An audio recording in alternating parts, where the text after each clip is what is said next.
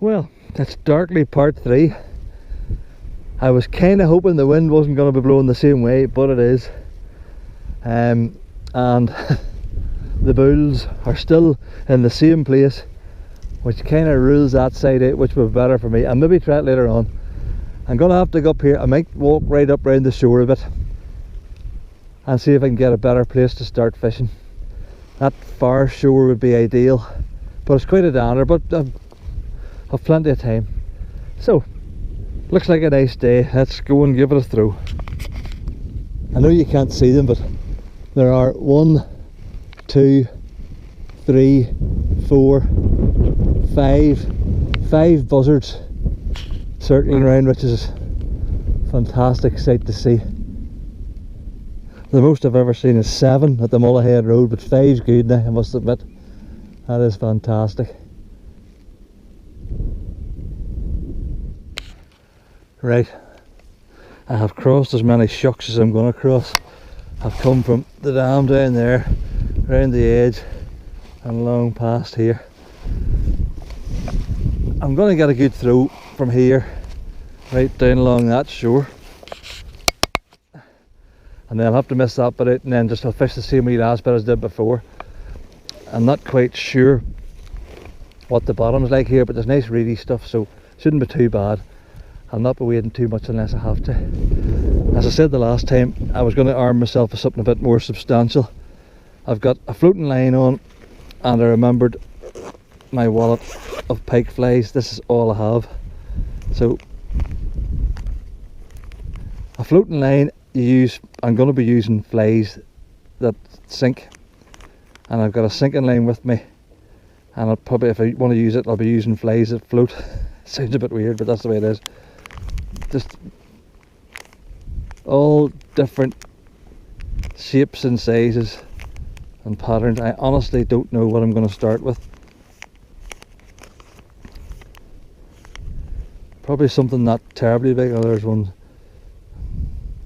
Well, he jumped out, so he might get used. There's a wee frog one there. Different fish patterns. They're floating ones.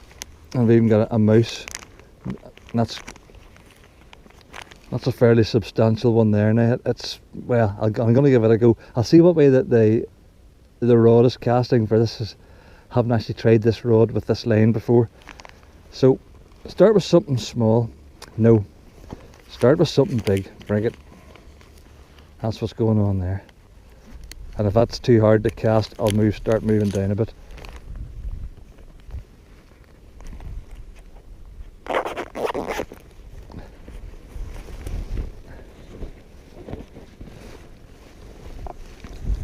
All I have here is a black wire trace.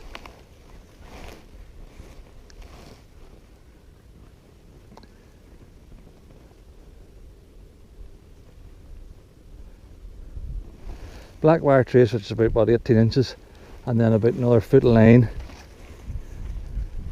So the fly is literally a little over a couple of feet from the end of the fly line, so it's never going to fish that deep. It's going to be mostly surface fishing. So I'll get up here. See, I'm not going to step in there too much, for there could be fish in there. There probably are fish in there. And besides, part of that, I don't want to step in there in case I go up to my neck. I don't know how well you can see that, but the movement of that fly through the water, it's enchanting, enticing. It's just not enticing any fish at the minute, but I have no doubt it'll work at some stage.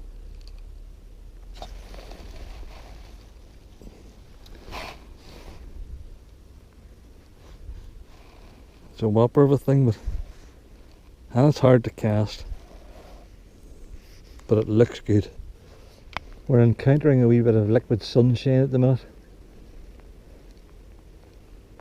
Oh, there we are. Look, would you believe that? I just took it as I was starting talking to you. I'm not even going to bother using the net.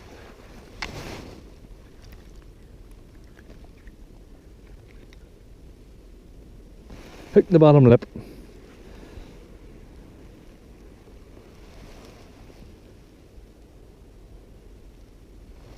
Come back, son. I'll have to try that more often. Do a piece to camera and catch a fish.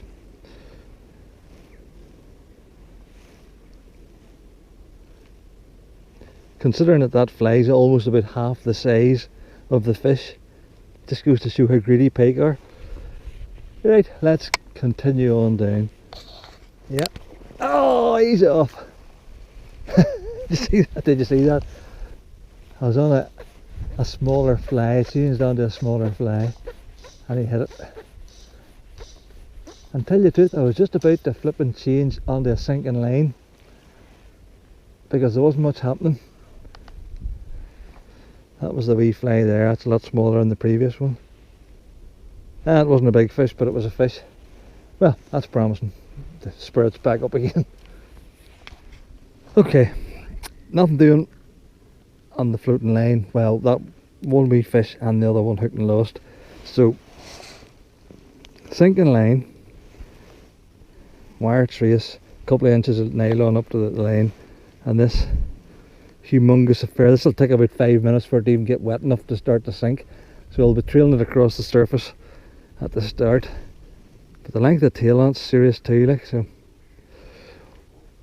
let's see what happens, eh? I'll get down here. There's a good wee spot. There's a good wee spot there. You'd near think it was made for it. That's where the cows come down for a drink. Okay. Let's see what this looks like. Oh yeah. Totally ridiculous. But it's bright.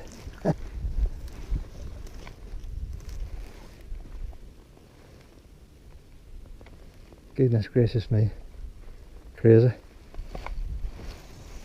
Yeah, it's not casting too bad though.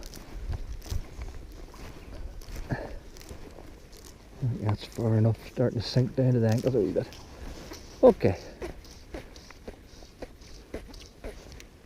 That coat's starting to annoy me. I'll tell you what, if I can't see that, there's something wrong with him.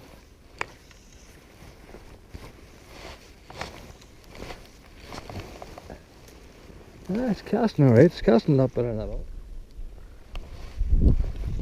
I don't know if there are many long, thin, orange fish in this lake.